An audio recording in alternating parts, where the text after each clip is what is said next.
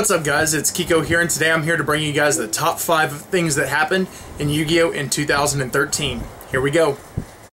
Number 5 on my list comes down to the massive amounts of banned players that happened in 2013. As we all know, Adam Korn was unbanned from Konami and was allowed to return to premier events, but upon returning to his first event, he was accused of marking his cards in his deck. He was deck checked twice in a short amount of time and was ultimately banned. Paul Cooper was banned because he forgot to tell his opponent that he had a round 1 game loss.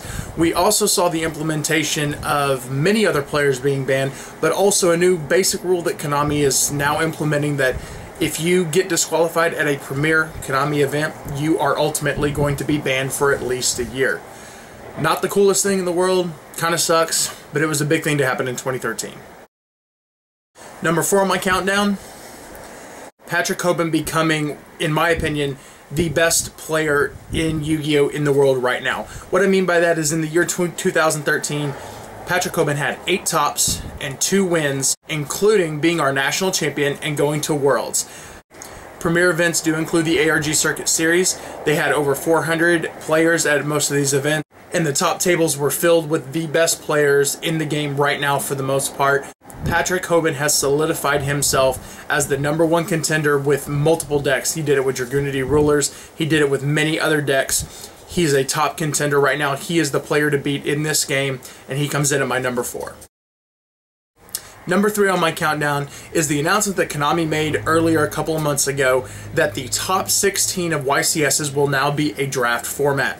Yes, all the way up until top 16 you will play with your own deck, but after that, players will get Battle Pack 2 packs, and they will draft, meaning that they open the pack, they take a card, they pass the pack to the next person, then they receive a pack from the person before them, they take a card out, pass it, and so on and so forth. You build your deck out of that, and that's how you play. Some people loved it, some people hated it, some think it comes down to luck, some think that it brings tons more skill into the game. We'll have to see, but it was definitely noteworthy of making this top 5 list.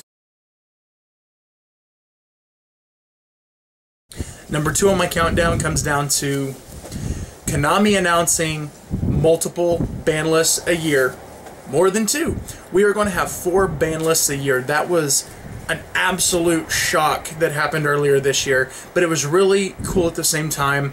Players really seem to enjoy it. It'll help keep the meta up and keep the game fresh, bring new things into the game. It'll help card prices to not stay up super high for a long time. They can help, fluctuate the secondary market. That's not exactly their goal, but it will be a side effect.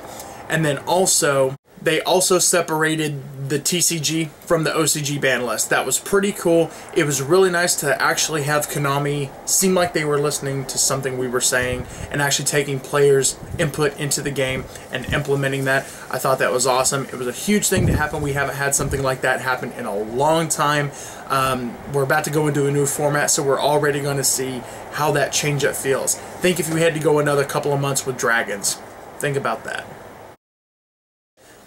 And guys, the number 1 on my list, I couldn't ignore it. Yeah, I work for them every once in a while at tournaments, but I couldn't, just ignore the fact that this was one of the biggest things to happen this year. It's the Arg Circuit Series. Now, why is this so big? A huge card company, Ultra Reality Games, based out of Ohio, decides to go off and support their own tournament series, just like YCS's. They have YCS type events, a $20,000 credit championship into the next year. They have regional type events, and they have local type events. All of these pay out great amounts of credit. There are one-day 1Ks where you go to a one-day tournament, it's like a regional, and there's a $1,000 credit first prize, and it goes on down. The competition has been really high at these events, which has been really great.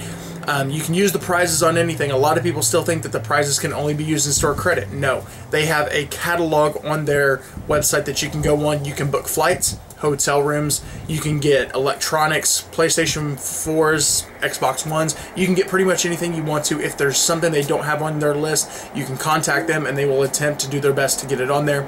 It's super cool to see such a big change for tournament events. A company that takes people's ideas and what the players want, merges them together, they listen, all kinds of stuff like that. Some people have loved the events, some people have been critical against them and not been supportive of them. and that's up to each player to decide. I think it's been great because, you know, every other good business has competitors. Why has Konami never had a competitor? This is really cool to see. Hopefully it'll force Konami to do some things a little bit better and bring a better tournament experience to everybody with better atmosphere, better competitive play, and better prizes. So guys, that is my countdown of the top 5 things to happen in Yu-Gi-Oh! In 2013. I hope you guys enjoyed this year. I hope you guys enjoyed this video, and I will see you guys in the next year. I also going to be announcing a contest here shortly, so stay around for that. Thanks a lot, guys, and I'll talk to you later. Bye.